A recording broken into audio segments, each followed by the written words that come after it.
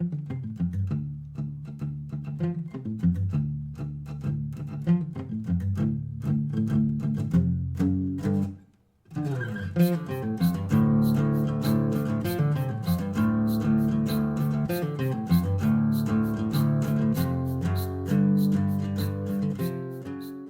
everyone, welcome to JoJo's World. Good afternoon and good evening. It's your prime podcast for all World Cup news. We are not winning. We lost. That's all the news I have for you. It's a good day. We beat Turkey. We beat Turkey? Oh my god. Somehow. Somehow. And that's all I followed. Great. Because Excellent. I care about the Anzac spirit. Dude, what was with the poster that was like... That was a t-shirt, my friend. Sorry, what was with the fucking t-shirt of we beat them once, we'll beat them again? From the perspective of The Anzacs or something? of Turkey. And it's like... About the Anzacs. And it's just and like... it's true. They beat us. They did beat us. But we beat them this time. Nice. But we lost to the US. I mean, it's fair play. We invaded them. Damn. Okay. And that was over 100 years ago. I don't know. Maybe it's a bit too soon. I don't know what to tell you. Am I going to cut all that? Maybe. Who knows? I'm Liam S. Smith, one of your co-hosts. And I'm Nick Valentine, the other one of the co-hosts. This is JoJo's World, our JoJo's Bizarre Adventure recap, discussion, and ASMR podcast. Are we back on this again? Pa pa pa pa pa. He's trying again. He's trying so hard. Shush. Shush. He's been trying for, Shush. I want to say 10 years. Shush. Shush. It's not ASMR as you know it. It's just actually shut up my recording. That's right. JoJo's World recap discussion podcast, where today we are talking about episodes 21 and 22 of Dandadan. It's a great show. It's fine. How dare you? It's fantastic. It's no JoJo's Bizarre Adventure. But that's like saying solid gold is like the best metal, you know? Where you're like, solid gold is the best metal. it's like you make rings Go on, out Nick, of it. thread the needle. Thread the needle. You You make can do rings this. out of it. You make like conductors and shit out of it. Guys It's like, who work on trains. yeah. And they are just gold plated, you know? They're cool. It's the best metal, you know? You listen to gold and you're like, damn, that was a well-selling album. I guess it did deserve gold. Okay, and make your point. JoJo's is gold, obviously. Golden Wind. Dandadan, close to gold. Yeah, it's like a hardy bronze. Yeah, it's like a good solid silver. It's no you know? Utena. Yeah, but Utena is like gold, you know? We can go back and forth all day, but Utena is like platinum. Look, yeah, Dandadan's fine. It's no Trigun. Touche. He's got me there. Trigun is like diamond, you know? It's just perfect. And Diamond is unbreakable. We're so back. Dandadan podcast, episodes 21, 22, 2 left. Then Evangelion, maybe. I reckon Evangelion. I really want to watch Evangelion. The now. boy, he's so sad and he wants his dad to love him, but he just won't. He just can't. He just can't get him to love him. His dad's too obsessed with his dead wife and saving the earth, but also maybe destroying it. Am I misremembering that The show you haven't seen. the show I haven't seen? The dead wife is in the show as a clone? Kind of. A Okay. little bit. All right. But then Shinji's like, She's also a giant robot. what? Okay, sure. It's crazy. yeah. I also don't remember a lot of the finer details. I think we talked about this a couple of weeks ago. Like, Evangelion for me lives in a show I know I've seen like at least 2 or 3 times all the way through. yeah.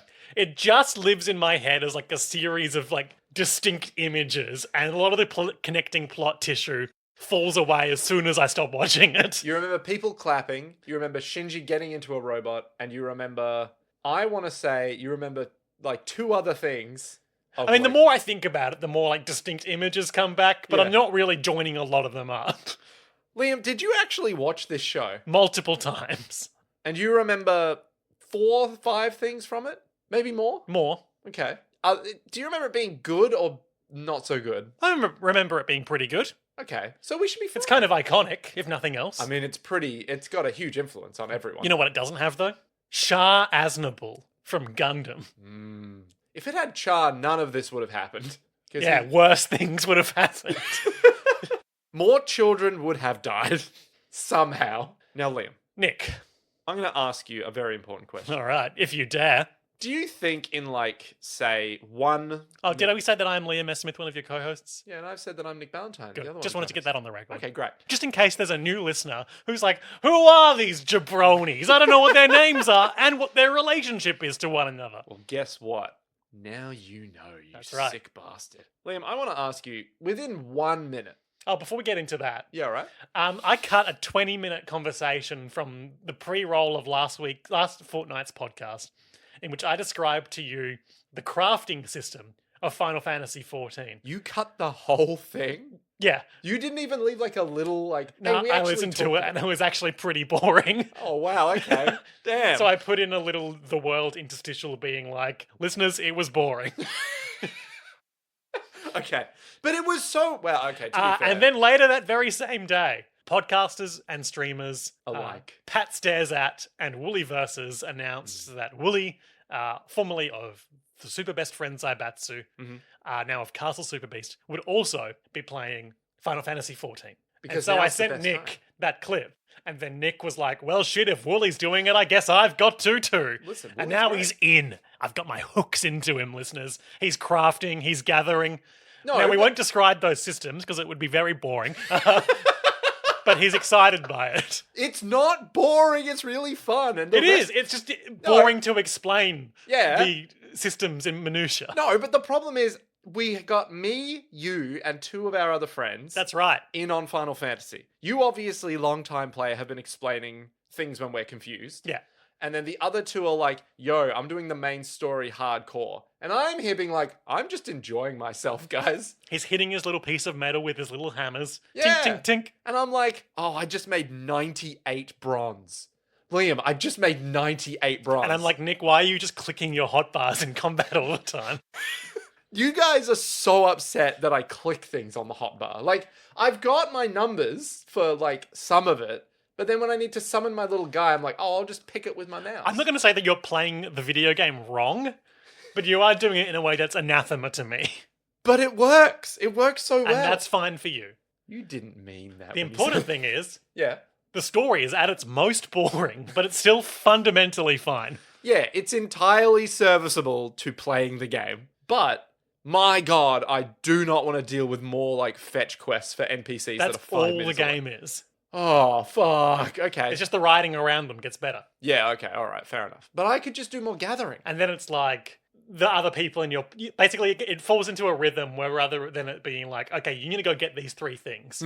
You're there with your party, and the person is like, I need these 3 things. And then the other guy in your party is like, great, we'll go and get thing 1 and 2. Player, why don't you go get thing number 3 and we'll all meet back here. So it feels more like there's a cohesive it's unity framed of- in a less frustrating way. Okay, it's like things are happening a bit faster than, Yeah. hey, to prove yourself to me, can you just, like, get 3 pieces of meat? Oh, you'll still show up in a new town and the mayor is like, I'm not going to talk to you until you clean up all that ram dung. And you're like, great, let's get to cleaning. But that's also a bit like... That's video games. Yeah, that's just video games. But there was literally an entire quest of a guy being like, oh, actually, nah, can you do this? I was like, you are really trying my patience here, old man. Like, why do I have to go and do this random bullshit for, like, an hour? And then we got through that. Mhm. And now, I just have to do more random bullshit. That's right. Really, I just have to do more of it. But, gathering and crafting, really good. It's real fun.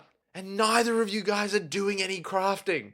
I am. No, not you. I'm talking to my 2 friends who don't listen to this pod. One of them does. One of them does listen. Listen here, you little shit. You got to start crafting some shit, or I'm going to come for you. You know, make you craft something for me. Actually, we can't trade because we're on the free trial. Up to level 80. With no restriction on playtime.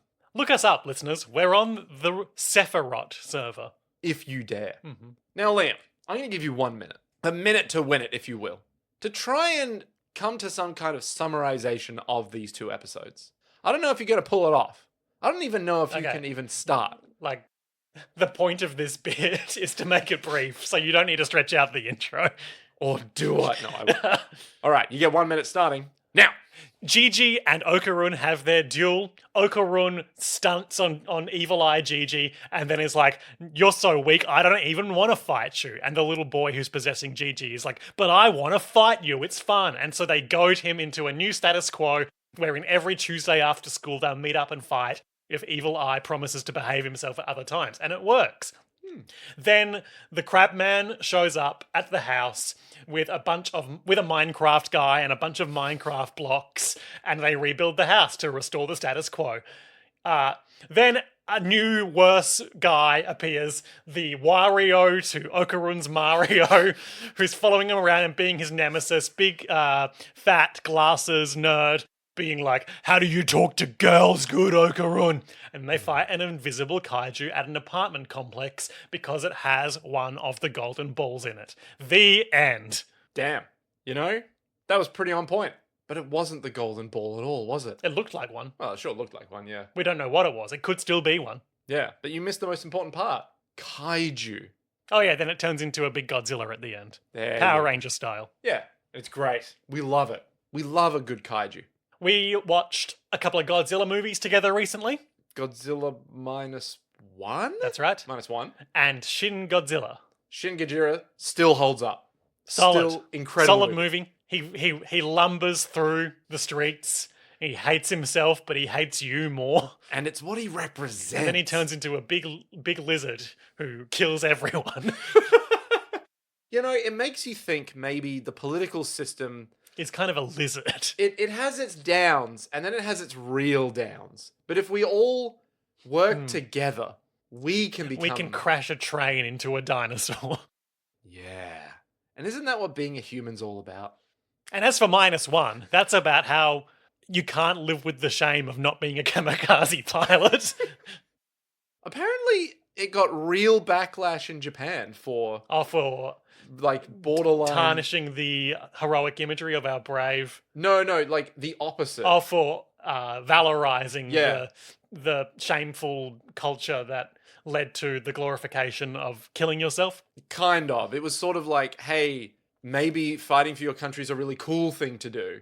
And people just sort of went, we're moving on from that, like, super patriotic kind of vibe. Can we not do that? I mean, yeah, I'm not an expert on Japanese politics, but I know there's a long, complicated history of, their self-defense charter, which, even now the right-wing government is looking to amend or repeal. Yikes. But I feel like ultimately the message of that movie was that, you have to... You got to get past your trauma. You have to focus on living. You can't become a kamikaze pilot. You just have to be a You have pilot. to befriend or come to terms with the guy that your cowardice made an enemy of so that he can teach you how to live and eject from your plane before you die. Yeah. Spoilers for that movie, I guess. God damn it, Liam. All of our listeners who are like, oh, I wonder what... I'm so bad at the spoiler warnings. Like every time when I'm editing, I'm like, oh shit, I really should have... I really should have thrown out a spoiler warning before I just said what happens at the end of Endwalker. Never. This is what this podcast's all about. You just listen and go, well, the wash of spoilers... Bruce Willis was a ghost. Wait, what are you talking about? No, the kid was a ghost. I'm rewatching 30 Rock at the moment. Yeah. No, he wasn't. Have I misinterpreted that movie that Bruce I haven't Willis seen? was a ghost. Oh. Jolene says it when she's got memento disease. Oh. No, rewatching 30 Rock at the moment, and there's a good joke where Tracy Jordan is like, I finally understand the ending of The Sixth Sense. Those names were the people that worked on the movie. Oh my god, yes. That's good gear. 30 Rock, I don't know if 30 Rock holds up in Some of it doesn't, but a lot of it does. Yeah. Because I know, like, every time I think about it, I think of that scene with Jack in the tuxedo, where Liz just walks in and is like, why are you wearing a tux? It's like, it's after 6. What am I, a peasant? A farmer. A farmer. Right, you are. Oh, so good. Good stuff. Anyway, Dandadan, these 2 episodes, I feel like these 2 episodes are kind of more of what I thought this show was going to be versus, the last, 8 episodes of... Maniac insanity. Know what I was going to say? Sure. Last 8 episodes of, deep dive into Gigi as a character and all of his trauma. Yeah, whereas you thought it was going to be like, and we're done. I thought it was going to be a lot more, oh no, this week we're dealing with the Fresno Nightcrawler or the Chupacabra. Yeah. But no, it was more of Evil Eye for the last 8 episodes. That's right. Yeah. But it's a big deal. Huge deal. He's a powerful eye. He's a powerful eye. Yeah. He's just a little guy, He's just a little boy. He wants to be a big boy, and then he became the biggest boy of them all. What a guy. Not a lot to say about this fight scene that opens the episode with. It's over and done with pretty quick. Very quick. It feels like this might have been like a self-contained chapter or something in the manga, and that, they just had to cram it at the start of this episode. Yeah. But then it ends. But there's some, Okarun's clearly leveled up. He's keeping pace with Gigi. He's learned about rhythm. Yeah. He got all those. He learned about heads. Music, and that taught him how to punch good. Yeah, because music does teach you how to punch Visual good. K. Exactly. Hayase. Brutal Force, was that their name? The Hayase band? I think that's what you said, yeah. Yeah. Man. But it was Hayase in Japanese. We should get them back again. For the podcast. Yeah. We should bring them in. We should bring in the lead singer of Dragon Force onto this podcast. Yeah. Hey guys, it's me, Derek Dragon Force. Derek Dragon would be a great name. That's right. For a lead singer. I'm Derek Dragon. Welcome to my crib. To your crib? This is my cave of wonders. This is my sword in the stone. This is just my bedroom, but I call it my stash hole. This is my cool van with like a big wizard painted on the side. It's like, wait, who's that guy inside? Don't worry about him. Don't look at him. Hello, I'm Bilbo. How you going? Then he shuts the door. Yeah. It's like, I told you not Closes to look the at blinds. him. Closes the blinds. You'll make him too powerful.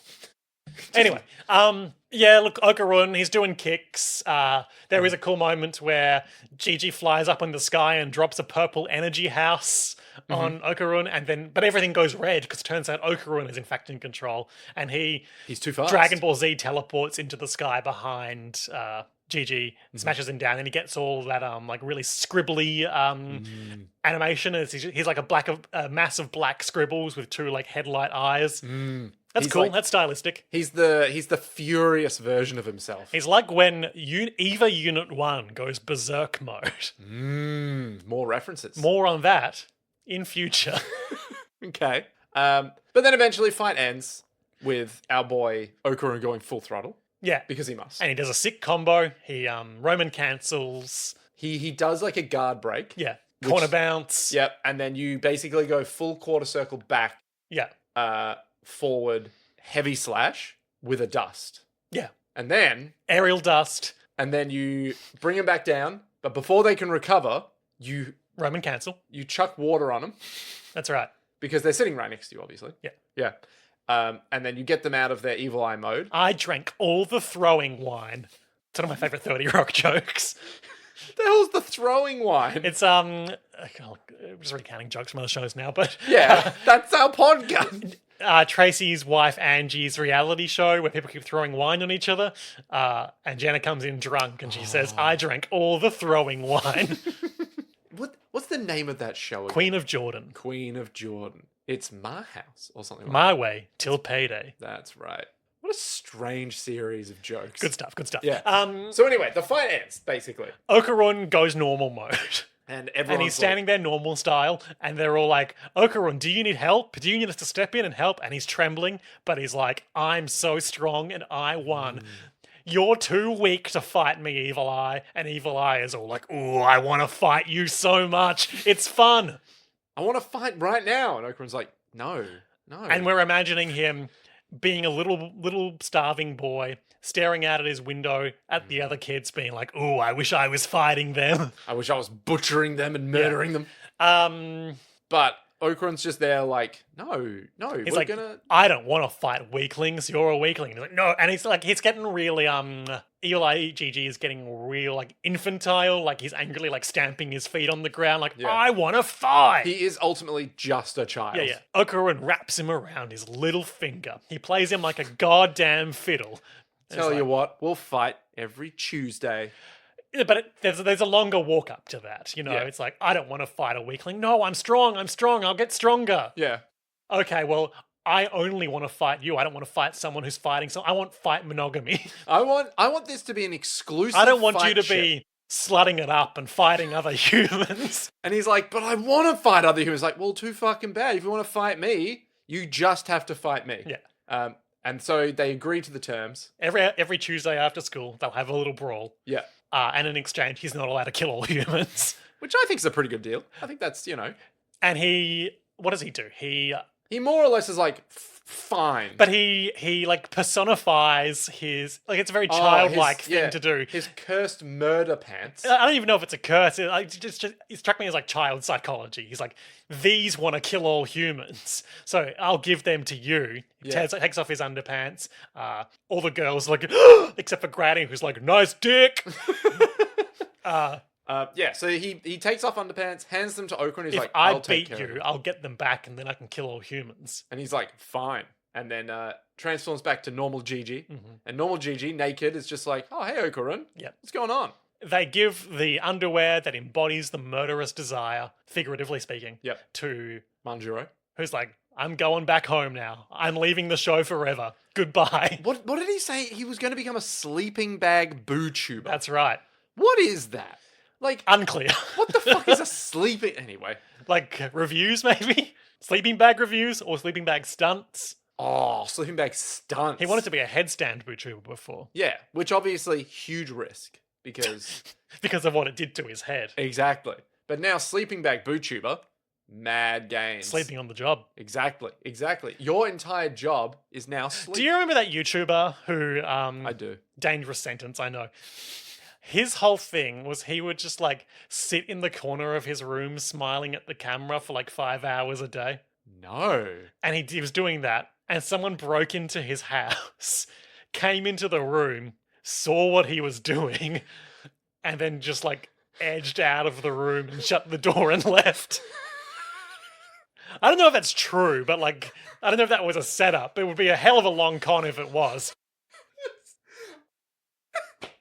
I'm just trying to think of any That's other what way. Manjiro wants to be. Was there like... This is in the video Yeah. of... He's just looking at the camera, not even flinching if someone broke He's into just sitting house. there smiling at the camera placidly. Like, I'm trying to think of any other way you would... Like, if you broke into someone's house, how would you react if they didn't react to you and just smiled at the camera? Like, if you broke into my house... As I do frequently. As you do.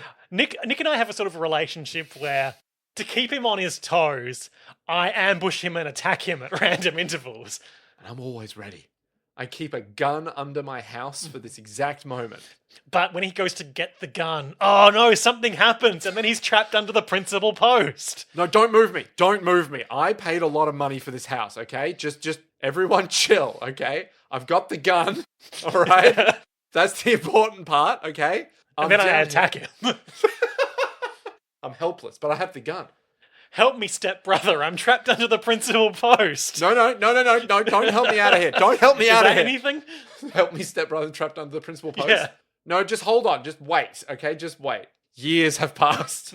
Oh, man. Anyway, Yeah, so he hands over the underwear. Manjiro's going to head back, keep the underwear in the shrine. GG situation solved. He's just part of the gang now. Yeah. So Gigi's parents show up and are like, we're so sorry. We're characters in the show now. We're so sorry for this. We're going to take Gigi home now. So they do. And he leaves. And he's out of there. And that's a wrap on Gigi. Honestly, it could have been. He could have never come back, and I would have been like, great. We're done. It's not that I dislike him. It's just like that would be like a cohesive character arc. The story started. We had the arc. And now we're done. Yeah. No more Gigi required. Sometimes people come into and then go out of your lives when you're done with them. But then... It's the next day at school. No, before that. Okay. They look at the house. Oh, yeah, it's all trashed. It's all trash. I mean, before that, yeah. Ira and Okurin are leaving. That's right. You're absolutely And there's a little moment. And it's like, are they going to smooch? Because Momo's all like, hey, Okurin, is this all you're going to say to me when you leave? yeah, because he's like, see you tomorrow or whatever. And she's like bashfully shaking her shoulders. And he's like, And then down the street, in the back of the shot, Ira's head whips around 180 degrees. And she's like, you bitch, you're trying to steal Okurin from me. You fucking slag, what did you call me? And they start wrestling, and that's Yep. the end of the scene. As you do.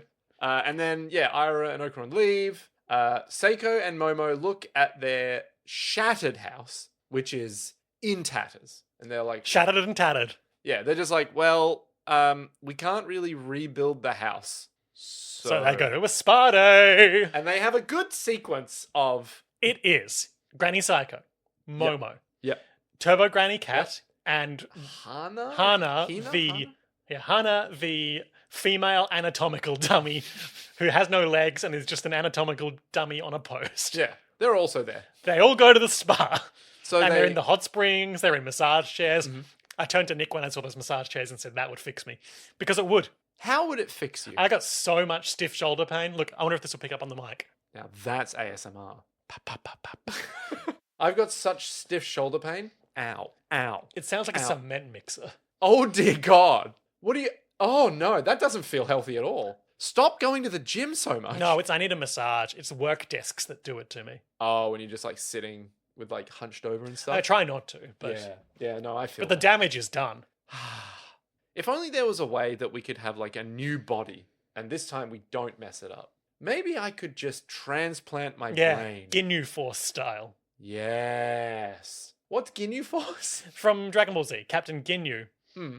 He can do a thing where he shoots a beam out of his mouth into your mouth and then you swap bodies. That's what he does. Yeah. It's like a square beam and it comes out of his mouth and into your mouth and then he's in your body and you're in his. Huh. Fascinating. Who does he use it on? Off the top of my head, and some of this might be anime filler, I can't remember. A frog. I think he's going to do it to Vegeta and they throw the frog in the way or something. And it's like, well, good luck transplanting Goku. your mind out of that. Bulma. Ooh. That's probably it, probably. I think he spends the rest of his life trapped in the frog. Yeah. He's like that rat guy from Animorphs. Yeah. Yeah. Or that hawk guy from Animorphs. Or like half of the weird ravenous things that are like constantly hungry. Oh, yeah. The not the hawk Bajir, the other ones. The leech, not leech Yeah. dudes. They're like big slug leech guys. Yeah. Big, disgusting, hungry, Always hungry. always ravenous. They just can't think. They're so hungry. How do they live? Sounds like me on the way to bloody hot pot, am I right? Oh, Liam, you bloody dog.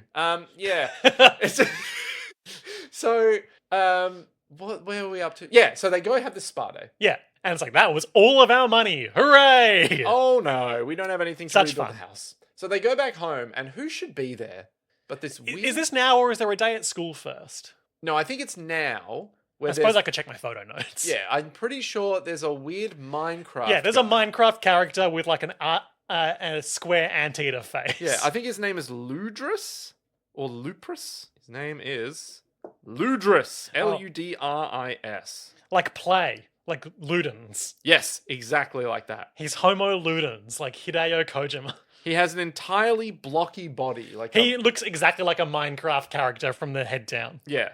He's got these little like light eyes, I guess you would call them, like little spotlight eyes. Yeah, Or floodlight eyes, I guess, on the he's top. like got a robot aardvark head Mhm. and then a Minecraft body. Yeah. And That's my ideal woman, am I right? Liam, I don't know if you can say that. Are we going to get cancelled for this? Is that going to... If you imply that the perfect body is a cube... Actually, no, you know what? I'm coming around to this idea now. The perfect human form. Sensual, sharp corners. Smooth edges. Sometimes little like, what do you call them? Crevices. Little crevices within which it gives texture as you softly caress the rocky form before Oh you. no, I was right. They do a day at school first. Oh, okay. But anyway, we're talking about this anyway. Yeah. And we'll circle back to that. He's a guy, and Mantisian is there. Yep. Well, the first thing that happens is they kick the blocky That's right. guy. They both just see him standing in their front driveway Yeah. and immediately kick him. Yeah. Seiko and Momo, they are the same brain. Yeah. And then Mantisian is there, and he's like, "Got some cubes. Cubes here. Cubes here. Found some cubes." Are those cubes? These are audio barks from Stranger of Paradise, Final Fantasy Origin, when you find basically the bonfire equivalent in Dark Souls. And my And then God. it's just a stack of cubes, and they go, "Cubes here." Every single time. Every single time. Even when that sound did not play, because we were playing together, Yeah. we both were like, cubes here. Hell, since then, anytime we see some cubes, I mean, even walking down to get morning coffee, we said, cubes here. cubes here. Are those cubes? I found some cubes. So, yeah, they both high kick Ludris in And the he head. spends the rest of the episode melting down about this. He doesn't speak any comprehensible language, but like they'll be in a crowd scene just standing there, and then he'll like throw a brick through a window or like kick a post because he's still just melting down about how they kicked him. The Mantissian fellow, who I can't exactly remember the name of. Peeny Weenie, that's his name. And Chiquita are both here. Ira shows up at some point too and does not help. Yeah, Ira and Okarun will show up at some stage and are like, oh, we just got really worried that, you didn't have a house. Yeah.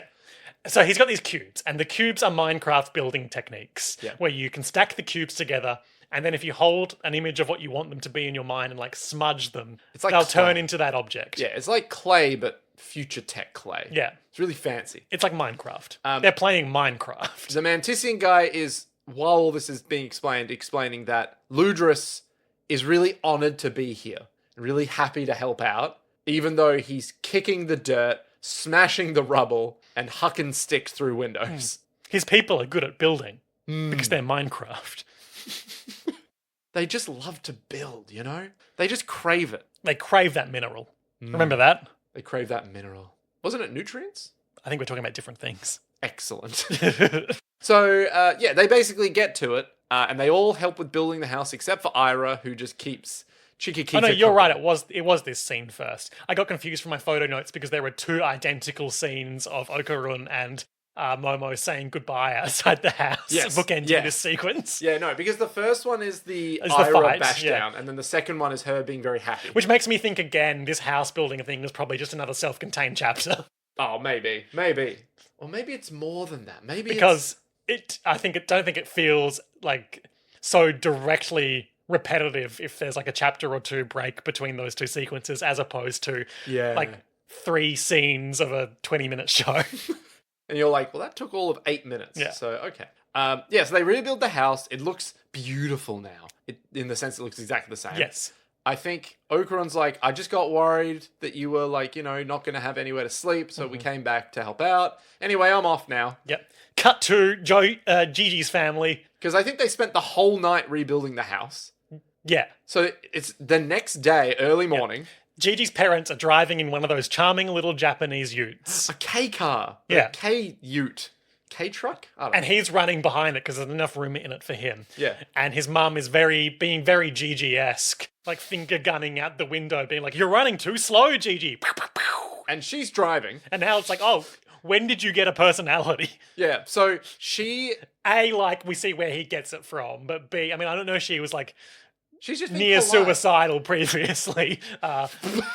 No, she was just being like very polite to Seiko and just be like, so sorry. No, but I'm just like in the previous episodes as well, like when they went to go see them in hospital, like they just did not have any like noteworthy personality, and now she's so extra. Yeah. Well, they wanted to die. It's just like a jarring transition, but like there's context there that makes it make sense. So she's like driving the ute. She does an initial drift to switch it backwards and then drives in reverse as the husband is calmly just like, hey, can we just go to the house like normal style? Is that a thing that we can do? As she's finger gunning at Gigi, being like, you better run faster, Gigi. Come on. And he's sprinting behind the car. Frantically. Anyway, long story short, they get there and they're striking poses and hauling lumber, but then whoops, turns out the whole dang house has been rebuilt. Ha ha ha ha ha. But we were going to rebuild the house. Oh. But now they've got all this sweet lumber. What are you going to do with fucking lumber? Hey, if you ask me, they should be rebuilding their own goddamn house. Remember what happened to that? Oh, yeah. You know what? Good point. Yeah. Hey, it was a sacrifice pit for a giant Mongolian deathworm. A creature that, by the way, I've caught in the fishing minigame of Final Fantasy XIV.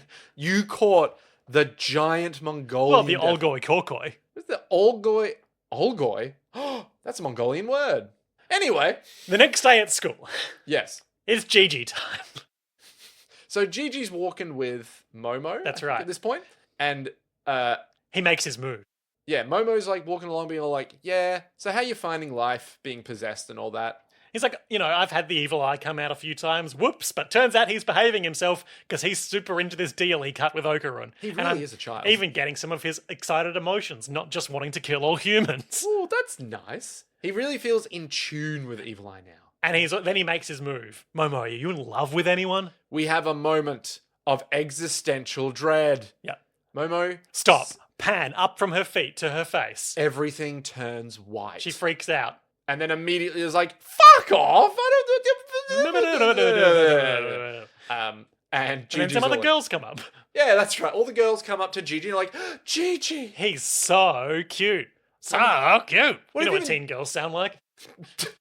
Hey, it's me, Teen Goyle. Remember Teen Girl Squad? Teen Girl Squad. From Strong Bad? No, I didn't watch Strong Bad. Okay. Yeah. Cheerleader, so-and-so. What's her face? The ugly one. Jesus Christ. Teen Girl Squad. Teen Girl Squad. I remember, what's her name from Venture Bros? What's her name from Venture Bros? The matriarch's wife. The monarch's wife. Sorry, the monarch's wife, yeah. Mrs. the Monarch. Yeah, Mrs. the Monarch. Previously known as Dr. Girlfriend. And they were just like, their voice was Yeah. Harold. Hey, how you going? I'm Dr. Mrs. the Monarch. So good, though. Like, how many cigarettes do you have to smoke a day to get that voice? You know? Enough to be nice and healthy. To be fair, Mrs. the Monarch / Dr. Girlfriend truly was one of the healthiest characters on that show. So true. Because they were like relationship boundaries, setting good examples of behavior, also listening to all of the minions who were arching everyone. But also had a good game plan for the future if things didn't work out, you know? Good show. Never watched the final movie. Is there a final movie? Yeah, the radiant blood of the baboon heart. Ah, that does track. Do we know if it's good? Dunno. Okay. All right. Must be good if it's, Anywho. So Gigi is chatting with these girls. And they give him the new, what's it called? Pampy? Pulpus? Poppy pleasures? Pompey? Pompey. Pompey pleases. Pompey pleasures. How you doing? You come to the right place for a little pomp. I don't know who this is. It's like Benevan Stancio from The Simpsons. I was gonna say it's like is it Greedo from Star Wars? No, that's more Hey, you wanna have some Pompey, Gigi? Why you come into my Pompey if you're not even gonna drink a Pompey? You wanna even bring me a new slave, huh? Hey, if you wanna come and do some pod racing, they come in, they do the pod racing. Chance Cubes. Is that Cubes? Cubes here. Chance Cubes here. Hi, I'm Chance Cubes. All media that we like has cubes in it. That's right. That's so it. true. Minecraft. Evangelion has a cube. Yeah, the Minecraft angel. guy was like, cubes here. Exactly. Even Final Fantasy 14 has cubes in it. The crystals are cubes. No, they're not. They're not cubes? No, they're like crystals. They're polyhedrons. Yeah. Yeah. I swear there's I'm sure cubes, you could though. find some cubes. Oh, we're gonna get some fucking cubes. I can think of some cubes. Are those cubes? Cubes here. Great. I do have a minion, like a little pet that follows you around. It's just a collection of cubes? It's just like a granite cube with demon wings, a demon tail, and tiny legs. I'll count it. I'll count it as a cube. Yeah. How do we get... I'm going to ask you later. How do I get that cube? I don't remember. Fuck. All right. I've forgotten more about that game than I'll ever know again. You reached the end game, and all knowledge of the game just sort of starts washing over you. It gets replaced with fishing mechanics. You're like, I need to get up at 4 a.m. for the 15-minute window. I gotta catch the ruby dragon. So these girls offer a Pompey, which And, is just like milk, I assume. It's juice from previously. Is it juice or milk? Why would it be milk? Because there's a lot Or of is it like a yogurt flavour- drink? Yeah, like a flavored kind of like milk bevo. Because like we have flavored milk. Disgusting. We have flavored milk in Australia that people will drink happily. And Nick will drink happily, and I will turn my nose up at it. You're not gonna turn down a delicious strawberry Masters like milk, are I you? absolutely will. How could you possibly? Those cows in the ads are so happy. Actually, they do display quite a lot of toxic masculinity, those cows. Now that I think about Those it. But cows are problematic. they really are. I think Masters is a WA brand. For people who don't know, the Masters brand of milk, it is a brand of flavored milk, or just milk in general, I don't fucking know, that have an advert that involves these like dudes wearing big cow costumes. So like, one cow onesies kind of deal. And that branding's kind of stuck, but all the ads involving them are like, mate, and then they like clink their milk together, like beer. Okay, thank you for filling time. No worries. Unknowingly. for no particular reason. They're doing like a McDonald's sort of thing here. A Peppers. A what? A Peppers? Like Pepsi? Peppers? A Pepsi? Okay. Because it's Pompey, but there's a real drink called Pampy, which is just a brand of juice. Gotcha. So he drinks the juice, but if you remember... She's walking away, and then she hears that, and she turns around, but a second too late. Oh no, that juice will be cold! Momo too slow. And remember, if it's cold, evil eye. That's right. So because cold is the colour of evil. It all makes sense. So, Evil Eye... Oh, I never drink hot drinks, sir. That's the devil's temperature. Again, another 30 Rock joke. Look, today has got two themes, which is cubes and rock of the 30th variety. So he drinks his cold drink, turns into Evil Eye. Yeah. And Evil Eye is like, fuck, this is delicious. I'm going to butcher all humans. That's right. And the girls are like, as what? predicted, we've arrived at a stable status quo with the Evil Eye. He is not ripping through all of Gigi's clothing, but he's still like white hair, washed out skin, big pulsating eye in his forehead. No one really seems to pay it that much mind. Yeah. It's Dandadan, baby. Don't worry about it. And he's being like, oh, delicious drink. It makes me want to butcher all humans. And Momo's like, okay, so can you like fuck off and give Gigi back? And he's like, no, this drink is delicious. And the bit is he keeps saying like violent things, and then Momo's covering for him like, haha, Gigi, I keep telling you that joke's not very funny. It's so old. All right, I need you to get out of here. She drags him off to the vending machine, but oh no, all the hot drinks are sold out. Oh, it's so unfair. It's so and unfair. So he has to go to class, and he's Gigi, and he's just sitting at the desk banging his fists on it. And everyone's looking back, and then he like growls at them. Ugh. And everyone's like, ah. And then he intuits how to use a pencil. And then he starts writing down. And then he eventually shows Momo the fruits of his labor. Which is just a mess of black scribbles. And it's like, what is it? And he's like, all the people I want to butcher. Yeah, I guess we assume he's illiterate on account of how he just never learned. Grew up in a tiny hut cave prison. Probably, yeah. I mean, he died when he was like 3 years old or something. So then it's lunchtime. Yeah, whatever. Who gives a shit? So then it's lunchtime, but all the hot food is sold out. Oh, no. And he has to learn how to use chopsticks. And so the way he does this is very interesting in that he starts by using his hands, smushes all the noodles in his face, and Momo's like, no. It's really a sort of My Fair Lady situation. Yeah. You know, use the fork that works from the outside in. And so he picks up the chopsticks, and he struggles to get the noodles up, fails to get into his mouth, and he's like, oh. So then he tries again, fails to get enough to his mouth, and then everything turns purple, so time is like kind of frozen. Yeah, I was trying to figure out, was that like a time stop stitch? I think it's just either his... He's going ghost mode. Yeah, he's going full ghost mode, getting angry, ? And he then just gives up and just eats it with his mouth. And she's like, well, it's a start. At least he's not killing all The rain on the plain falls mainly in my brain. What does that mean? My Fair Lady. Is that a quote from My Fair Lady? No, but it almost is. You've become me. So, yes. Then what happens? So then after that, I believe... This whole sequence, all I could just think about, he's got that big eye in the middle of his forehead. Yeah. Which is famously... The evil eye. That makes you want to kill yourself. Yeah. And I guess he's just not activating its suicide beams. Yeah. But it's so distracting that it's there in like the middle of the day. Yeah. And no one's killing themselves. That's growth. So after all of this, after all these shenanigans, Momo meets up with Muko and Miko. Muko and Miko? The two friends. Yeah. Muko and Miko, who we all love, we're all here for. And they're like, man, Gigi seems different, hey? Like, he just sort of started, I don't know, being way more evil. Yeah. There's just something about him. Something about looking at him makes me want to kill myself. Yeah, I don't know what it is.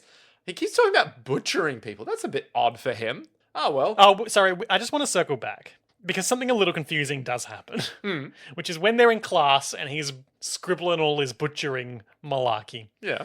He does get in trouble with the teacher, who... that's right. We see one shot of. He's doing math sums on the board. I can explain the math if you need me to. He's just doing long addition chains. Yeah, but I'm pretty sure each of the numbers is like 257, 263, 281. It's all about the numbers, Liam. The numbers gotta go up. Oh, maths is about the numbers, Nick? I never would have guessed. Ironically, no, but in this case, yes. More importantly, their maths teacher is Rad as fuck. A crazy guy. He's wearing shutter shades. Mm-hmm. He's got a huge pompadour and an orange tracksuit jacket. Yeah. And he's like, "Oi, who's making noise in my classroom?" He's a foreign exchange teacher from the land of Rad. He's just cool as fuck. This is what teachers look like in Japan. So true. This is the only way to know what they look like, and that's what they look like. So he's got that big Josuke pomp. He's got them sick, what was the band that did the dance anthem that everyone sings? Everybody in the house tonight. Talking to your microphone. I can't. I'm sorry. I just want to look into your eyes, Liam. The band that does the dance album that everyone sings. The sunglasses. They popularized them back in the day. Everybody in the house tonight. Something gonna have a good night. That song.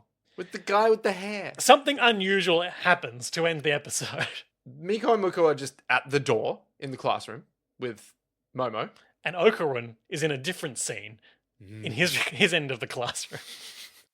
Yeah, but we have to mention the ball. That's right. Sorry, there is an important There's bit of actual exposition. plot. There's actual plot. Hang on.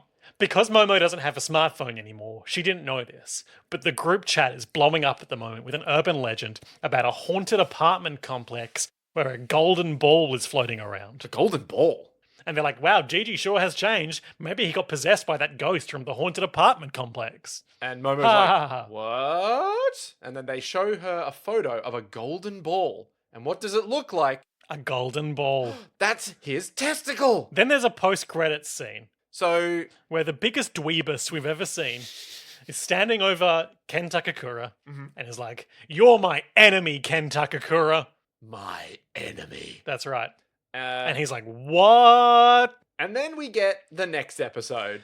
Oh, With So I see that you don't like this guy? this guy sucks. I said this to you already, but this guy, he reminds me of in Persona. Uh-huh. In the first, so Persona has a famous enemy. Which Persona? Persona 1? The Persona series has a famous Okay. enemy. Yeah. I think it's called Mara, which is like a huge penis monster on a spiked chariot. Okay. And it represents like incel rage. God, don't we all, though? And that comes from, I haven't played Persona 1, but I have watched a YouTuber called, I think It's Courtney or something like that. Sure. Basically just do a recap with clips of it. Okay. One guy in Persona 1, a side character, when you all get trapped in the school together in the Persona crisis. Yep.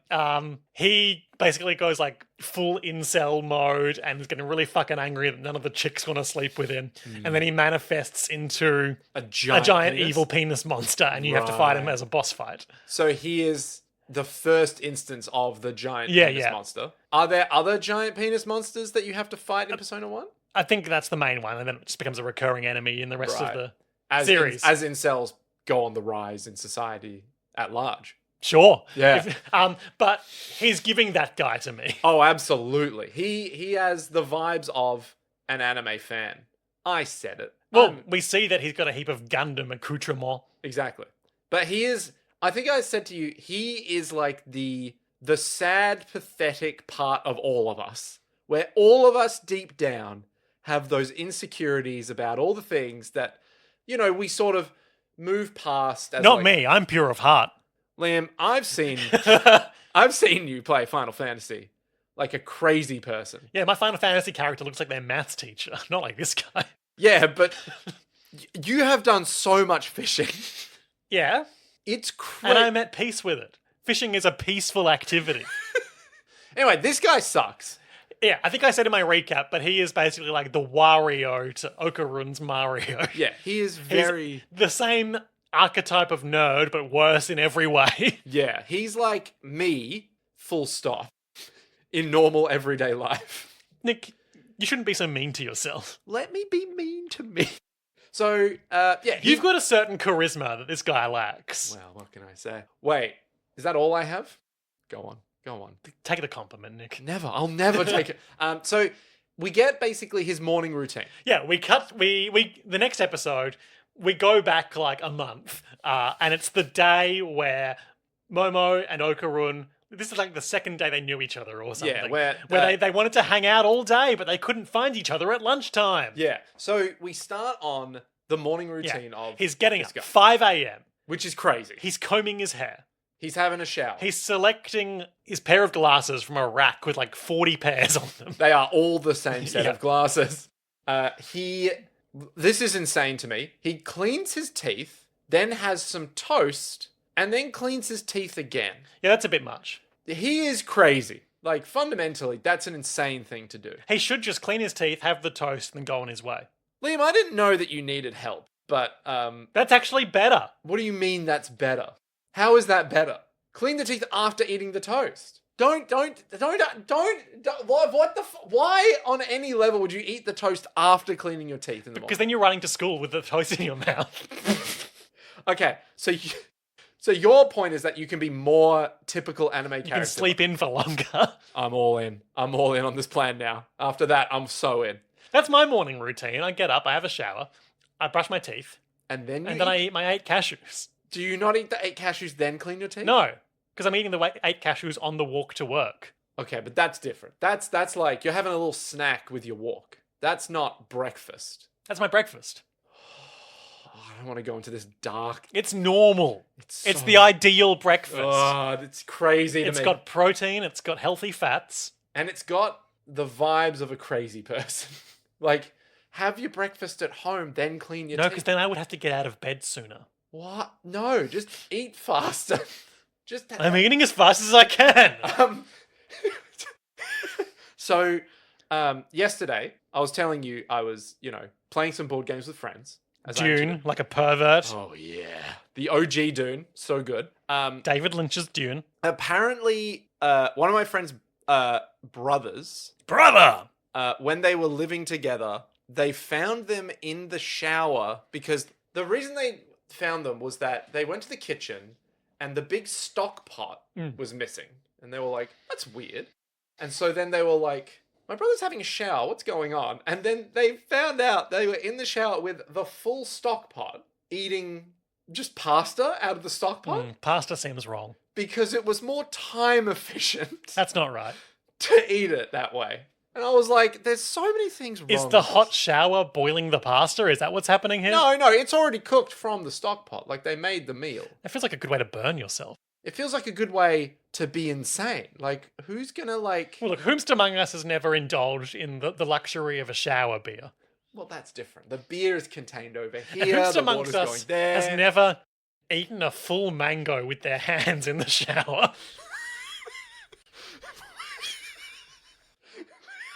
I haven't done that. Not yet, but now I don't know. Now I've incepted the image into the minds of you and our listeners. The new craze that's sweeping the nation. Goblin shower mode. Oh, God. Hang on, I need to know. What is the thing... Where do you draw the line on what you would have in the shower? Because a shower beer actually isn't the worst thing to have. Well, I'm not eating a full stock pot of pasta in the shower. No, because that's insane. It's too much. But now, say Oh, would you a make hearty ramen dish. That's a different matter. So you With would a salty broth. Would you take the full bowl of ramen into the shower with you? One hand with With the with this waterproof giant- chopsticks. Yeah, with waterproof chopsticks in the other hand, and you're just sitting there like, these noodles are so wet. I don't think I would, but it is a more appealing image than Than a full stock pot of pasta. Yeah. What about would you take in what is the volume of what you would take in? I was having hot pot last night, There's one. and I did pitch a bad business idea during the meal, Okay. which is a hot pot place where you eat your hot pot while you're in a hot tub. But that seems like an actually kind of okay idea. It sounds like an appealing idea, Yeah. but practically it's not going to work. You're going to get a yeast infection, But what? Why? as my partner pointed out. What? How? What? Because No. inevitably, some food or broth is falling in that hot tub. But the volume of the water in the hot tub, and it's constantly boiling. Like, It's not boiling, Nick. yeah, but it's like a shower. You're not boiling yourself alive in a hot tub. No, but it's like, well, I mean, I'm eating myself after I eat this hot Anyway. pot. Yeah. We learn a few things about this guy from his morning routine. One, he sucks. We get bad vibes from him immediately. Yeah. But He's obsessed with his looks. he's very, he's got a certain, not narcissism, but he's obsessed with his appearance, but he's not conventionally attractive. He's overweight, Yeah. which, because it's fiction, we know that means he's bad. Liam, that's because of, like, that's incredibly rude. fat of you. shaming. I can't believe And- you would. I can't. Yeah, but he's right. I don't feel like the show has a positive view of fat No, people. no. Is this just okay? Is it Is just this the me? first fat person we've seen in the show? Probably. I think it is. Is it just me, or is there a lot of Japanese media that's just like fat people? They need to improve. Maybe. Like, I get that vibe from a lot of like anime. look, I don't know. I'm not I going to don't make any broad. Unless it's like the lovable fat dad, you know? Like it's like these like guys. Homer Simpson.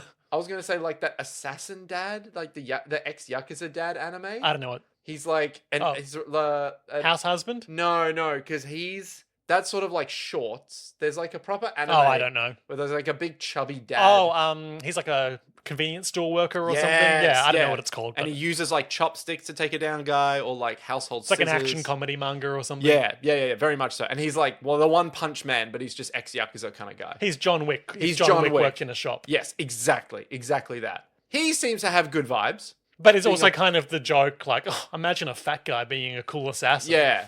I feel like if we've played Tekken, we know that Bob is a pretty good character. I haven't played much Tekken. Is Bob the bear? No, that's Kuma. Okay. Bob is the Paul Blart Mall cop. Okay.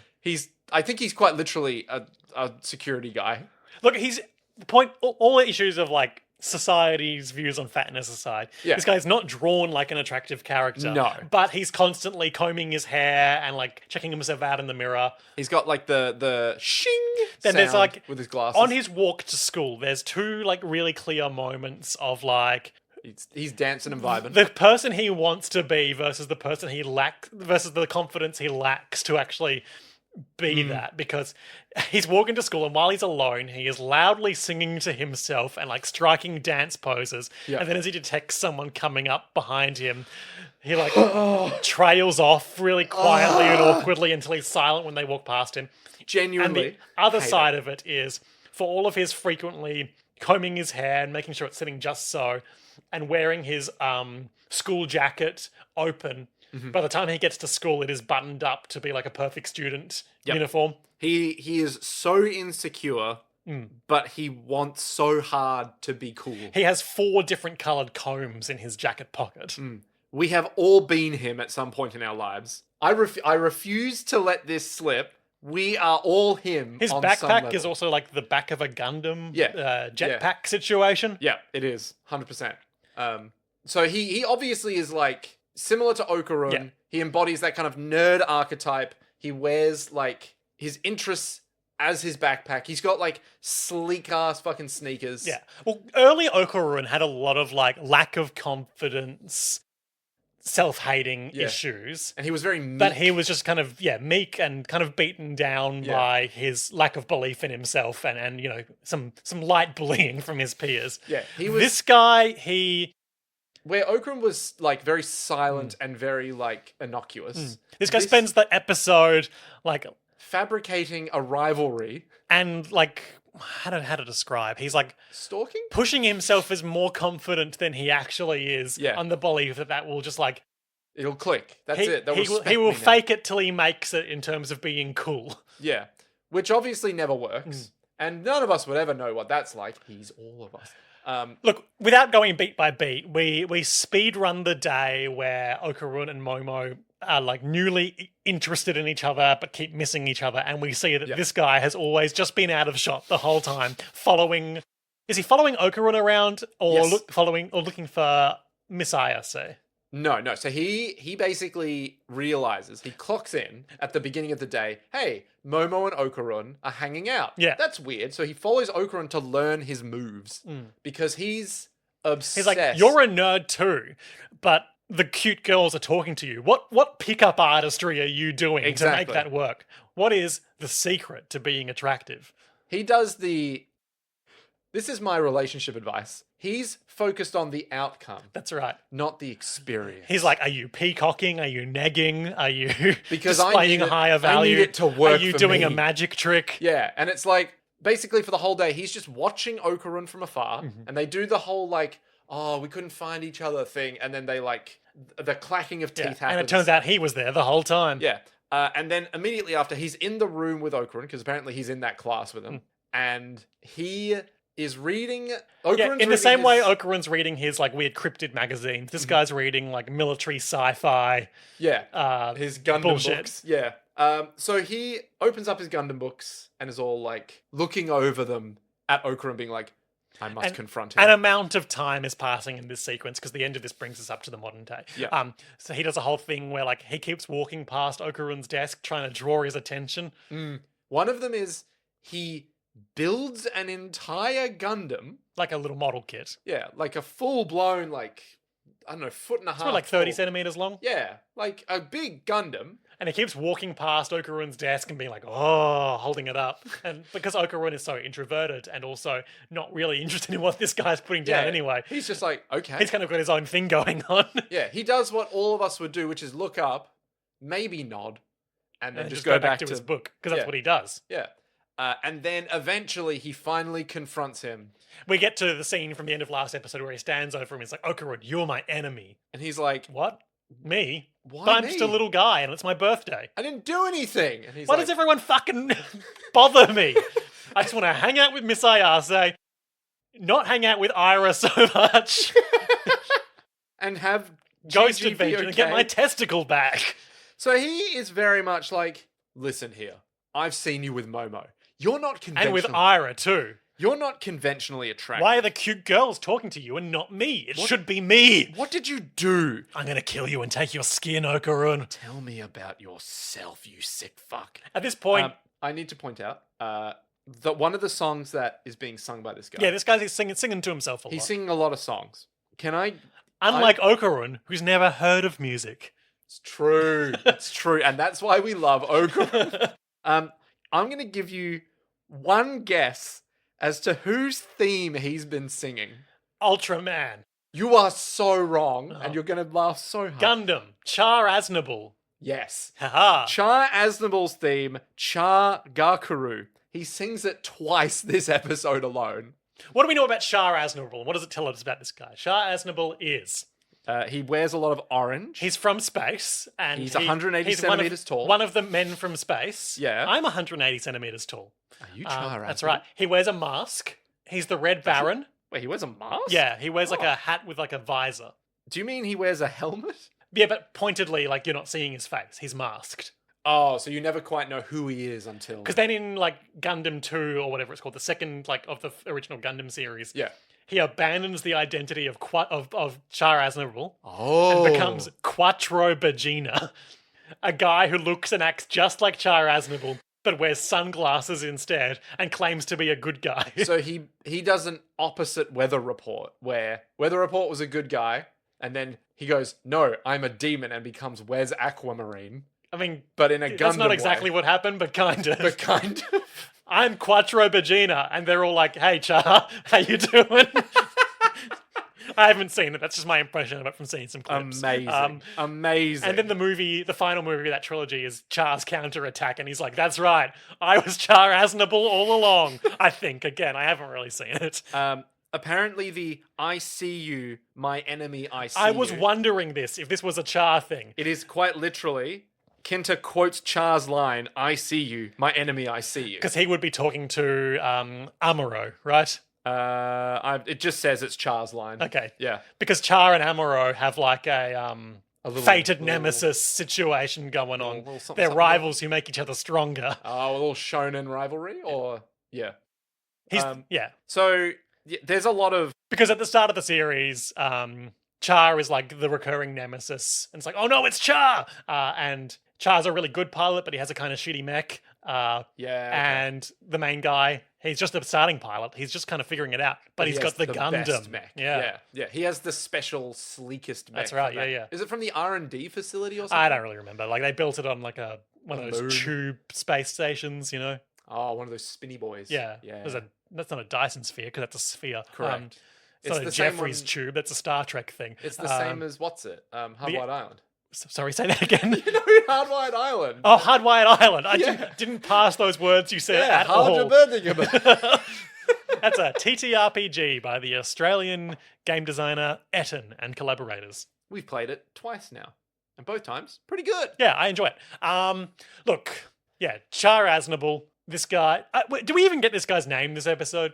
I don't think we do, but I'm just going to say what his name Yeah, is because why not? Make it easy for His me. name is Kinta Sakata. Kinta Sakata. Okay. Kinta Sakata. So- He's the worst. My enemy. I see you, my enemy. I see you. I witness you. So this whole, yeah, I see you, Jake Sully. So, Yeah, he stands up above Okarun and he says that famous line from Avatar. I see you. now, braid my hair. That's right. So, Let's have hair sex, Okarun. so he's just sort of like there being like, hey, how are you pulling these chicks? So, yeah. My body count could be improved. And you're like, shut up. Shut up. Shut up. Oh my God. And But you see what I mean when I call him his Wario, right? yeah, because he is the Wario has a certain unappealing fart aura to him. Yeah.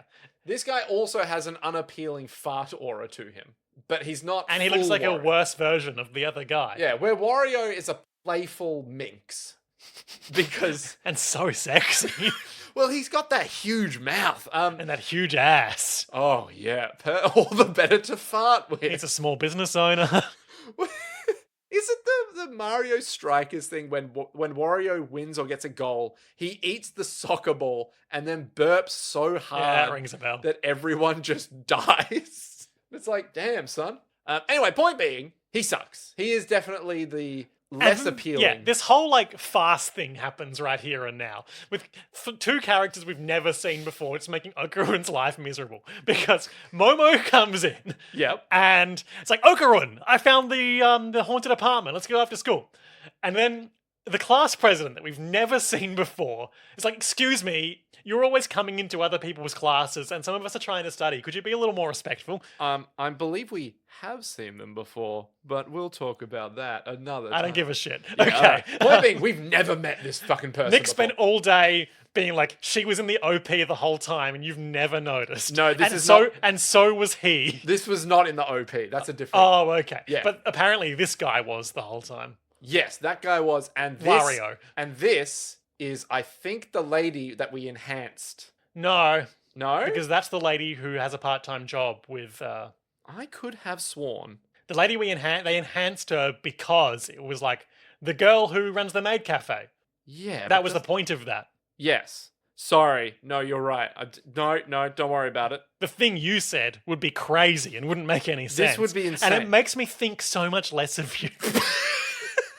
So, this is just the class rep. Yep. The student body president or whatever. She looks very, like, proper, but also a little bit stressed out. She's like... she just doesn't want to be confrontational. Yeah, exactly. She's like, why are you... You're always barging into our class and bothering Ken Takakura. And Momo's like, I'm so sorry, but he actually wants to come with me.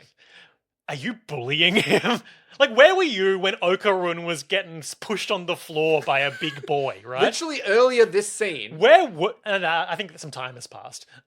Yeah, but earlier we just saw, bam, onto the ground. It's like, get out of the way. It's like, okay. Where were you, class president, when Okarun was actually in need and sad? No, but this is different. This is something that will make his life worse. Yeah. So Kinta is standing nearby watching as... And now the class president is arguing for Okarun too. He's got all these girls wrapped around his little finger. Also, while the class rep is, like, grilling Momo... Yeah, they're bickering back and forth, and they're both being like, you agree with me, don't you, right, Okarun?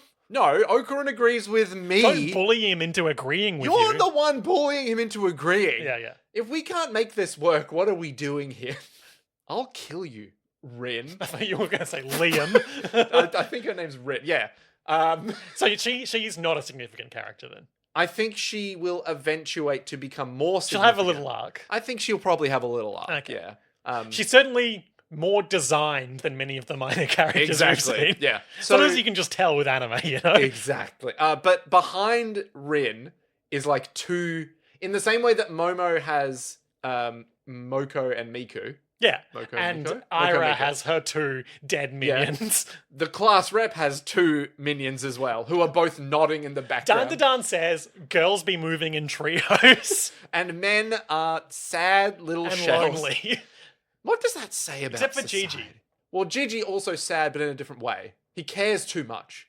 And only a true puts Sigma male like Wario can break free of these social social whatchamacallits. Only someone as Chad as Kinta, who, might I add, is a Gundam fan. Kenta Kakura, is there something there? Name-wise? I Are we think so. doing something deliberately? Kinta Sakata? Ken Takakura? Yeah, Kinta maybe. Sakata? That could be something. Look, I think the original Ken Takakura, like the actual actor guy, I think he's actually Kinta. So true. I mean, when you look at him, you're like, you know what? Kintama, Golden Balls. Kintama, because he has the power of something. It feel like, obviously Who knows? I don't know what characters, what kanji are being used in these names Yep. and how that all relates to actual, like, understanding of Japanese, but just phonetically, it Yeah. feels like there's some ideas being played with this guy's name. Now, I know as an Australian, the Cicada is quite a popular cracker brand, but that's about it. Sakata Gintoki is the name of the guy from Gintama. Is it? Yeah, Oh, where did the crackers come into? into Gintama. Yeah, Who could say? who's to say?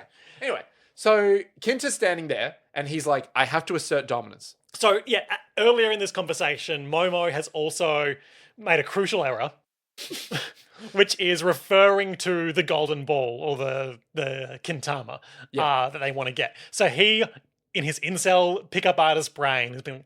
I hate this translation, by the way. The secret to talking to girls is spicy language. Which, of course, we know as human beings is like sexy talk. Yeah, Oh, innuendo, lewd jokes, blah, blah, blah. More like innuendo. So he's immediately deduced... No, end-to-endo. End-to-endo. Anyway. In your endo. Damn it, that's so much That's better. from something. I don't know, I'm not Damn it, claiming Liam, that. you make me feel so inadequate. Anyway. Just like Ken Takakura. He's so Both good. varieties. My God, I really am Kinta here. Am I Wario? Yeah, you're the Wario to my Mario. Okay. Because I'm pure of heart and you're Big. sickly and capitalist. I love money. And by money, I mean specifically gold And I'm a coins. personality-less cipher. Oh, that makes sense. That makes sense. Woohoo! You do good for the world I'm by a working. tennis, I'm a doctor. Yeah, you work for the government and do good. I don't and do evil. It all works out. Point being, he has immediately cottoned onto the idea that to be popular with girls, you need to say gross shit. And he spends the whole rest of the episode doing the Tim Robinson Ghost Tours sketch, where he's like, really does. do any of these fuckers ever do a big cum shot? And everyone's like, shut the fuck up. What is wrong with you? And then he, in the climax of the episode, says to Momo, you can't change the rules just because you don't like how I'm doing it. So in this instance, he literally goes, he says, I think it's like... He's listening to them argue, and he's like, I need to find the perfect time to jump in. And then he jumps in, and he's like, big honkin' dong. after he's... I can photo notes it if you want. Yeah, he says, 10-gallon wiener, and everyone just looks at him. Like, they're all just stunned. They're like, what? What the fuck? Like, no words, just looks of like, what? And then he, quite proudly, says to himself, keep it up, Kinta. But he says it, apparently... There's like a double entendre here, right? No. He's saying, keep it up, Kinta, to himself, but also, like, be erect, penis. No, Is that what's happening? No, actually, it's just a Gundam reference. Okay. He says it in the same style in which Haro speaks. Who's this I little... don't know. He's this little... Oh, the little robot ball. This Yeah. little ball guy. Like the first character you see in the first episode of Gundam. Oh, there you go. So apparently he One of says the it... few I've seen. He says it in the style of Haro. So that's a thing. Hey, sorry. Yeah. I'm just pulling up the transcript of the Ghost Tours sketch. We're going to quote the shit out of this Tim Robinson sketch. TVshowtranscripts.org. Wait, is this real? You can just get the transcript from any TV show? I mean, not any. Someone's got to transcribe it. Who's going to do that? It's ad driven. I can't. Do any of these fuckers ever? Here we go. This is the kind of line I'm looking for. Okay. For Kinta. Any of these fuckers ever pop out of the wall and say, fuck, there's a horse cock in my room or a donkey dick? That's what he's doing right now. He's literally doing that. And he does that for the whole episode. And with the real vibe of the end of that sketch where Tim Robinson's like mum picks him up. Did you make any friends? No. Also, maybe not quite to the extent where it's the final bit and he's in tears and he's like, I don't want anyone to have the worst day at their job. but do any of these fuckers? It's just... That's Kinta. Oh. So after the very awkward Yeah, we cut to after school, and Momo and Okarun are going to this haunted apartment building. they're talking on the way, being like, "Man, that was so crazy." He's like, so many people started yelling. I had no idea what was going on.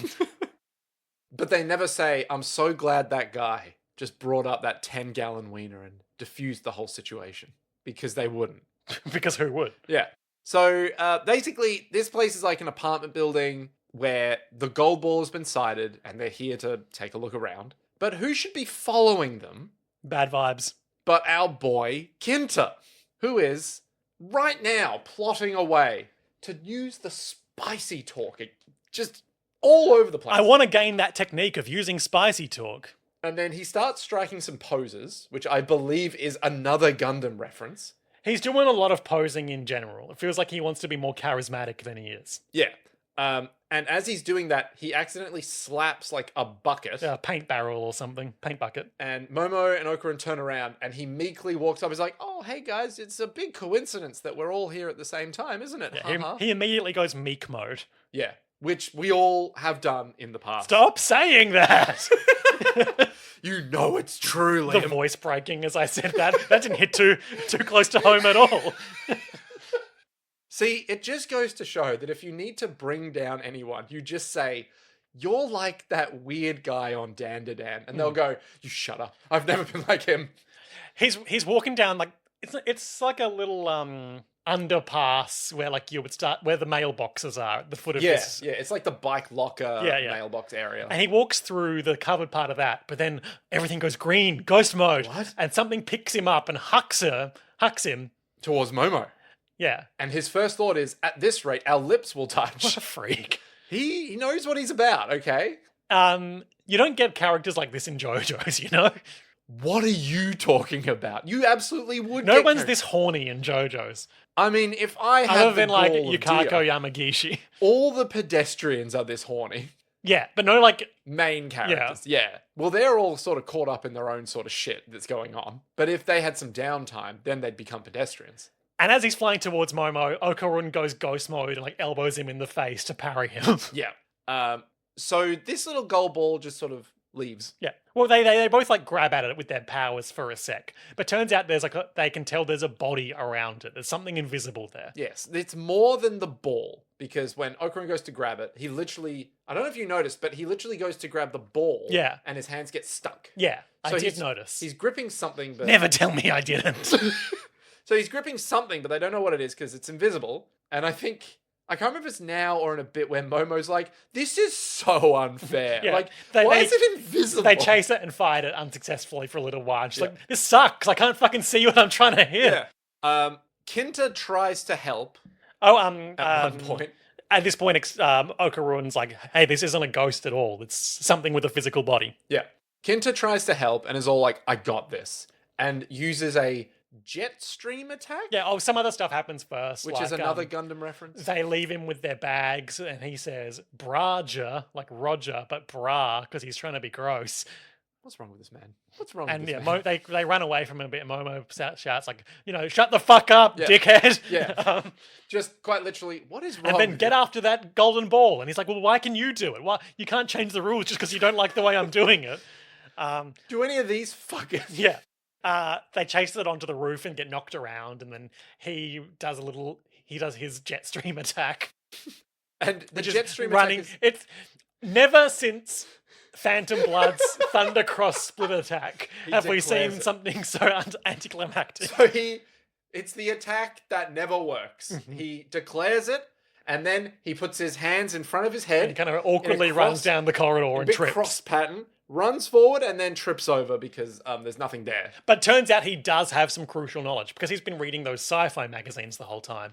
They've had like, what was the phrase? The sweet optics. Yeah, that's right. Sci-fi Optics magazine or whatever. Yeah. And there's like the cover image was like cool sunglasses like you would see in, again, that mech show we talked about last week. Not Gundam. Gurren Lagann Gurren Lagann, yeah. or Homestuck. One of the two. The Kamina / Dave's brother glasses. You know what I mean? They like Yeah, they got the- big spikes. on the end. Like big equilateral triangles. Yeah, the glasses are triangles that just point outwards, Yeah. like elf ears. Yeah. Yeah, but on your eyes. And he's been reading this magazine and he knows about optical camouflage. And if you look at it from 3 different directions at once, it can't detect sufficiently what imagery it should be mirroring. Yeah. And so you can break it and see the outline of the thing you're hunting. Now, Liam, have you ever seen Predator? I haven't actually. Oh. So, would you believe I know this? about the Predator though. Yeah, this is very similar to Predator in that he's invisible. However, unlike the Predator, this guy uses something more like directional stuff. Yeah, it's like the car from that James Bond movie that goes invisible by using cameras. Yeah. It's exactly like that. Or like the Invisible Man from The Invisible Man. Oh, from the horror movie version. Yeah, the more recent one, Yeah. which is genuinely disturbing. Which uses the same technology as that car from that James Bond movie. Yeah, that guy. Yeah. So, yeah, they're like, okay, if we look from 3 angles, we'll see what it is. And we get a little glimpse. There's a of it. fun little sequence where Momo's like Spider-Manning around the exterior of the apartment building. Fat guy, Kinta, is like, he's like chasing it through the whole walls. It's just busting. And yeah, the walls are just being blown up by this entity. And he's just going through being like, I'm helping. And Okarun is like ringing on the doorbell on a apartment like down the other end of the thing, like hello, but then it busts back out into the corridor and they can all see it. I think this is one of like the best bits. I should say ghost mode Okarun is just quietly ringing the doorbell. I think this is one of the best bits because it's very Sam and Max in that it's just pure chaos. Sure. Like everyone's doing their own thing, then interspliced with Okarun being like, ding dong. Totally. So good. But then they all see it, and it's a Power Rangers monster Godzilla guy. Yeah, it's a little. So when they see it, Okarun goes full throttle and bashes it. First we just get a little outline. He does a big headbutt attack, smashes it through the exterior wall. It falls like 3 stories. Yeah.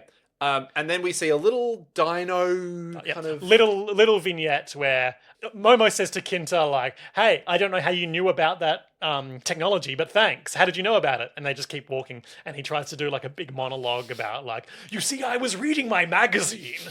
And it's They're not completely listening. ineffectual. Yeah. Because they're like, man, it looks like a big dinosaur. Yeah. Hey.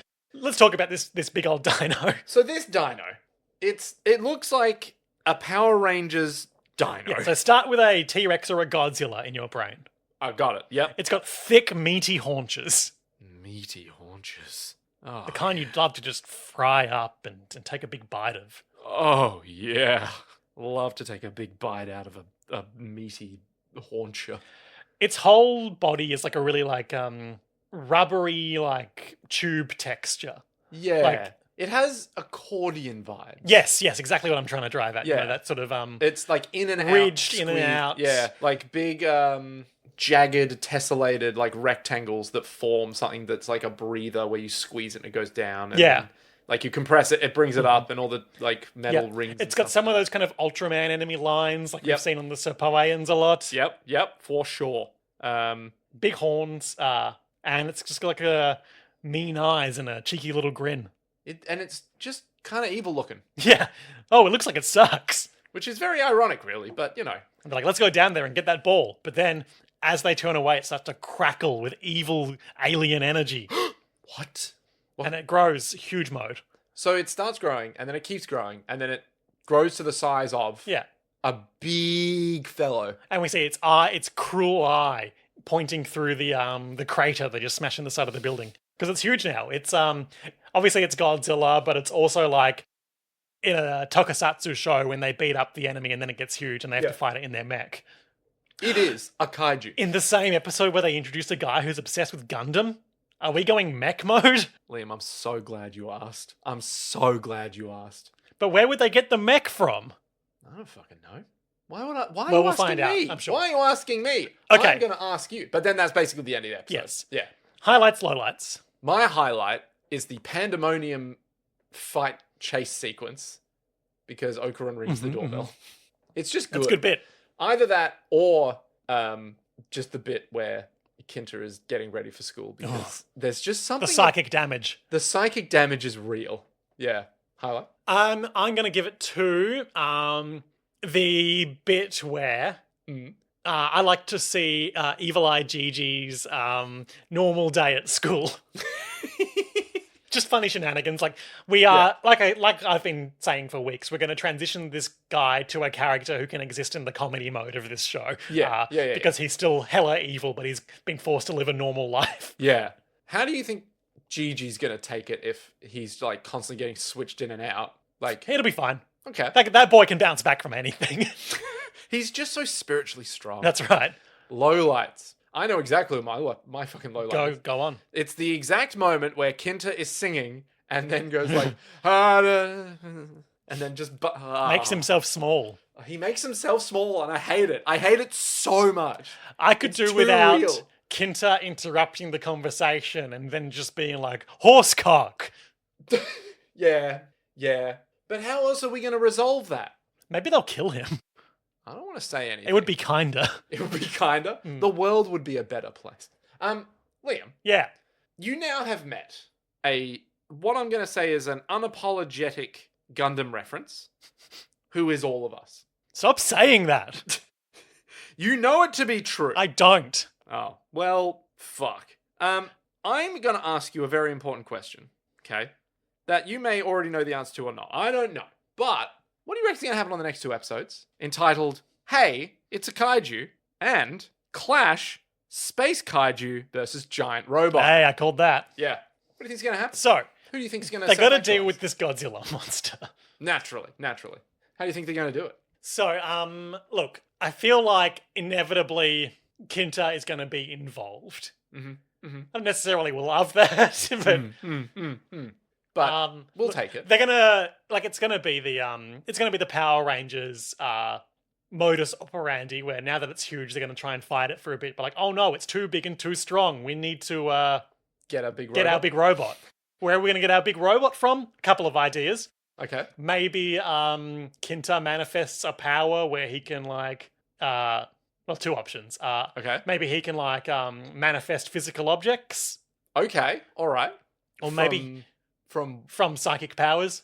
so like he'll just suddenly have like Giant some... robot appear. Yeah, sort of thing. yeah. Okay. Or maybe he will turn into a big robot. He himself. Yeah, will become a sure, big why robot? not? Okay. But more realistically, I think what's likely to happen is either they will go and get help from Mr. Mantisian, Yep. Yeah. and they will either transform his big UFO into a giant robot, or they will use the cubes.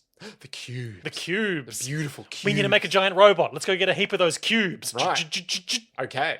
Have you got any thoughts on what the giant robot's going to be? Like in terms of because you know how some shows are like Voltron, we connect all the Oh, bits it's going to be up, like a or... legally distinct Gundam. Okay, cool. So it's just going to be a very fancy looking Gundam. Yeah. Okay, sick. Nice. They'll fight the giant kaiju. There'll be some reference to this later that Muko and Miko have seen the huge robot battle on their message board. Yep. But otherwise, there's not going to be any wide-reaching public consequences to the giant robot battle. Okay, all right. Fair enough. And then this guy's going to start hanging around. And they're all going to be like, oh, you're here. Great. Great. Oh, no, we figured out where I live. Yeah. Now, these are the last 2 episodes of the season. Yes. So where does the other lady come in? She doesn't. Liam, you're too media coded to make these predictions. You know too much. Great. Okay. Excellent. Well, I'm sure we'll see all of that and more. So much more. Next time on JoJo's World. But until then, To be continued.